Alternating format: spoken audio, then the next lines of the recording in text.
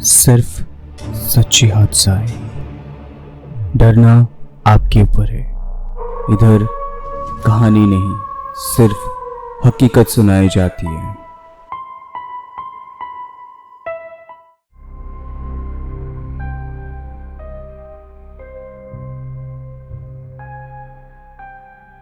Hello and welcome everyone. खौफ की 63 number episode पे मैं नील, आप लोग का स्केरी दोस्त, फिर से एक बार स्वागत करता हूँ सच्ची हॉरर हादसा पे। आज है भूतों की बुधवार। हर सोमवार, बुधवार, गुरुवार और शुक्रवार की रात खौफ की रात, ठीक रात 9 बजे। मैं फिर से एक बार आप लोग को याद दिला देता हूँ कि हमारे इधर रियल हॉरर इंसिडेंट शेयर करने से आपको मिल सकता है खौफ की टीम की तरफ से अच्छे गिफ्ट्स, जिनके इंसिडेंट में सबसे ज़्यादा व्यूज़ आएंगे, लाइक एंड कमेंट आएंगे। महीने के एंड में मैं उनका नाम बताऊंगा और उनको खौफ की टीम की तरफ से गिफ्ट्स भेजा जाएगा। तो चलिए शुरू करते हैं आज का पहला हादसा, जो हमें भेजा है नकुर सिंह जी ने बिहार के पटना से। ये हादसा उन्होंने अपने फ्रेंड के पास से सुने हैं, जो कि उनके फ्रेंड के साथ हुआ था।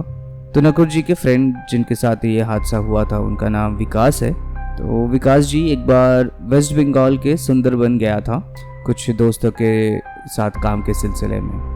अच्छा, मैं आप लोग को इधर थोड़ा सा एक इन्फॉर्मेशन दे देता हूँ कि नकुर जी के जो फ्रेंड थे विकास जी, वो डिस्कवरी चैनल के लिए काम करते हैं, फोटोग्राफी के लिए। तो विकास जी अपने टीम के साथ सुंदरबन पहुँचता है रॉयल बंगाल टाइगर के ऊपर एक डॉक्यूमेंट्री शूट करने के लिए। तो 10 दिन का टूर था और जिनके पास वो लोग रुके थे, वो लोग ही सब कुछ उन लोग को प्रोवाइड कर रहे थे। तो वो जो लोकल लोग थे, वो लोग ने कुछ जगह पे जाना मना कर दिए थे उन लोगों को। तो पूछने पे पता चला कि उधर भले ही टाइगर नहीं आता है, पर वो जगह थोड़ा शापित है। तो ऐसा काफ़ी जगह होता है सुंदरबन में जहाँ जाना बिल्कुल मना होता है। सिर्फ टाइगर के लिए ही नहीं, पर कुछ आदिवासी भी होते हैं, कुछ लोग रहते हैं जो कि हम इंसान से थोड़ा सा दूर रहते हैं। तो विकास जी शाम को अपने रूम में बैठे हुए थे और अपने लैपटॉप में पूरे दिन का जो फुटेज था, जो शूट किया हुआ था, वो अपलोड कर रहे थे अपने लैपटॉप में। तो अचानक से उनको दरवाजे पे किसी की नोचने की आवाज़ आई और काफ़ी देर तक चलता रहा।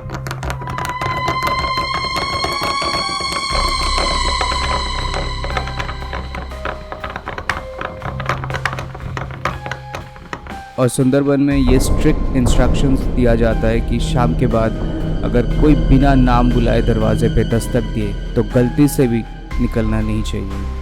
लेकिन बहुत देर तक ये नोचने की आवाज़ सुन के विकास जी को थोड़ा सा अस्वस्थ जैसा हो रहा था। तो उनको लगा कि शायद दरवाज़ा खोल के देखना चाहिए कि कौन है। विकास जी के जो रूम में एक टीम का लड़का था, तो उसे लेके दरवाज़ा खोलने की सोचते हैं। तो विकास जी के जो टीम का लड़का था, उन्होंने मना कर रहा था कि ऐसा नहीं खोलना चाहिए। लेकिन बहुत देर सोचने के बाद वो विकास जी दरवाज़ा खोल देते और देखते हैं उनके पास टॉर्च लाइट रहता है, तो उनका रोशनी बहुत तेज़ होता है। तो वो जला के देखा कि इधर उधर कुछ है कि। तो पूरा चारों ओर देख लिया पूरा लाइट से, कहीं पे कोई भी नहीं दिख रहा था, इवन टाइगर भी नहीं दिख रहा था। तो विकास जी सोचे कि थोड़ा सा आगे जाके देखते हैं, शायद कोई आया था। तो विकास जी के जो रूममेट था, उन्होंने मना किया, फिर भी वो निकल के आगे देखने गए कि क्या है। तो थोड़ा सा दूर जाके विकास जी के पैर किसी चीज़ पे लगा, टकराया। तो नीचे देखा तो किसी इंसान का कंकाल खोपड़ी गिरा हुआ है, और वो भी एक नहीं 3-4 पड़ा हुआ है। तो ये देख के विकास जी तुरंत दौड़ने लग जाते हैं अपने रूम की तरफ, कि वो डर गए थे। तो उनको ऐसा लगा कि कोई उनके साथ पीछे ही दौड़ रहा है। तो एक डर उनको पूरा घेर लिया था और वो दौड़ नहीं पा रहे थे। क्योंकि इंसान को क्या होता है कि इस वक्त जब डर घेर लेता है तो वो कुछ नहीं कर पाते हैं, और विकास जी तुरंत उधर गिर जाते हैं। और फिर अचानक से किसी की दहाड़ने की आवाज़ आती है, और वो दहाड़ कोई शेर का नहीं था, और वो दहाड़ कुछ ऐसा अलग था जैसे कि कोई शेर के मुंह में आ गया है और बचने के लिए दहाड़ रहा है, ऐसा आवाज़ आ रहा था। तो विकास जी को अचानक से किसी ने खींच के तुरंत लेके गया उस जगह से। तो उधर एक आदिवासी था जो उनके अपने साथ लेके गया। फिर वो आदिवासी ने कहा कि उनको इधर होना नहीं चाहिए था इस वक्त। वो तो इनको बचा लिया, पर कोई दूसरा होता तो सीधा मार देता और शेर को खिला देता, क्योंकि रात को कोई भी इंसान अगर दिख जाते वो आदिवासी लोगों को, तो वो लोग उसे मार देता है और शेर को दे देता है।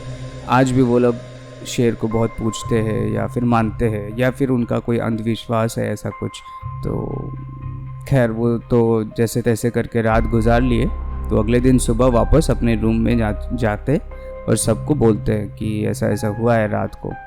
तो उनके साथ जो लोकल गाइड था उन्होंने भी बोला कि हाँ ये बात तो है कि यहाँ पे सिर्फ शेर का ही नहीं आदिवासी का भी डर रहता है, और बहुत सारे अतृप्त आत्माओं का भी बहुत डर होता है रात के टाइम पे। हाँ ये बात तो है कि रात के टाइम पे या फिर कभी भी कोई भी जंगल में बहुत सारे अतृप्त आत्मा होते हैं, जैसे छलावा होते हैं जिनका मतलब मौत हो जाता है और उनका अंतिम संस्कार नहीं होता है। उनका जो अतृप्त आत्मा होता है वो भटकता रहता है जंगल में। ये इंसिडेंट तो बहुत ही एडवेंचरस था। जिनके साथ ये होता है, ये सब जो चीज़ें होता है, उनको ही पता होता है कि उस वक्त उनके ऊपर क्या बीतता है। और मैंने भी काफ़ी बार अपने दोस्तों से भी काफ़ी सुना है कि शाम के बाद जो सुंदरबन में रहते हैं वो लोग शाम को दरवाज़ा पे कोई भी दस्तक हो जाए वो लोग खोलते ही नहीं हैं। तो अभी चलते हैं दूसरी हादसे पे, जो कि हमें भेजे हैं जशनीत कौर जी ने बिहार के दरभंगा से। और ये हादसा उनके चाचा के साथ हुआ था, और उनका चाचा का नाम है श्रीधर चौबे जी। तो एक बार क्या हुआ कि श्रीधर जी अपने रूम में बैठे हुए थे, दोपहर के टाइम था, खाना वाना खा के कुछ ऐसे टीवी देख रहे थे। तो अचानक से किसी की बच्चे की चीखने की आवाज़ आए उनको। हालांकि उनके घर में कोई बच्चा रहता ही नहीं था, तो उनको लगा कि शायद बाहर बच्चे लोग खेल रहे होंगे तो किसी ने चिल्लाए होंगे। तो फिर थोड़ी देर बाद फिर से उन्होंने वो आवाज़ या चीखने की आवाज़ सुने। तो इस बार श्रीधर जी को लगा कि ऐसे कौन चिल्ला रहा है। तो उनको लगा कि अभी रूम में मतलब घर में थोड़ा चेक कर लेते कि कौन है, कि कोई आ गया है। तो वो उठ के जाके पूरा घर में ढूंढने लगते कि कहाँ से चीखना, मतलब वो चीखने की आवाज़ आया। तो हुआ ऐसा ही कि श्रीधर जी जब सारे रूम्स चेक कर रहे थे तभी उनको महसूस हुआ कि उनके पीछे पीछे कोई घूम रहा है।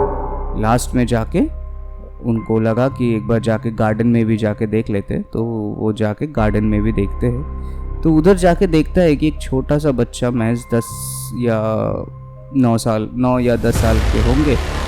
वो उनके पूरे कपड़ा गंदे हैं और पेड़ के नीचे बैठ के खेल रहा है। तो श्रीधर जी सोचे कि उनके पास जाके पूछते हैं कि कहाँ से आया है, कि क्या है। तो तभी वो बच्चा जो था वो चाचा की तरफ देखा और उसके आँख पूरा लाल लाल जैसे थे। और देखते ही देखते अचानक जैसे वो लड़का एकदम सूख गया, एक पेड़ की टहनी जैसे सूख जाते वैसे सूख गया और हवा में गायब हो जाता है। फिर बाद में बहुत दिन बाद पता चला कि एक बार एक बच्चा को उनको वो पीछे जो गार्डन था वहीं पे दफनाया गया था। फिर उसके 6 साल बाद जो ओनर था उन्होंने श्रीधर जी को घर बेचा था। तो तभी से लेके अब तक श्रीधर जी वहीं पे रहते।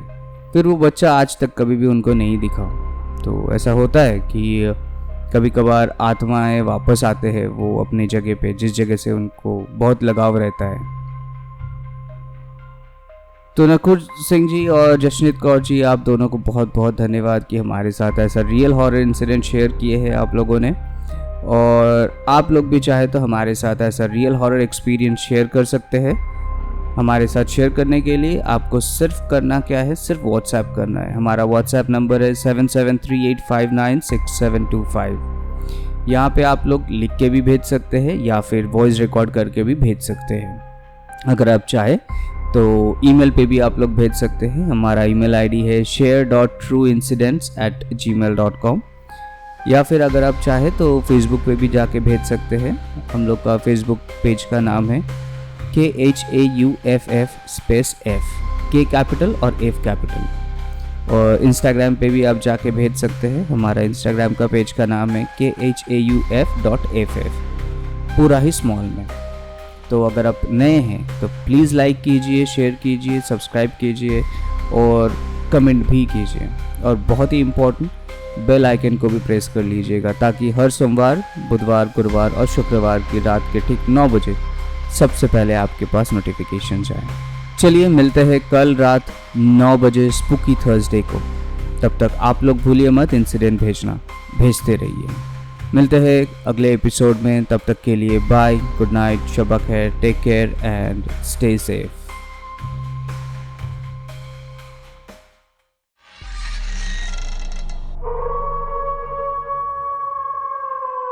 खौफ सिर्फ सच्ची हादसा है, डरना आपके ऊपर है। इधर कहानी नहीं, सिर्फ हकीकत सुनाई जाती है।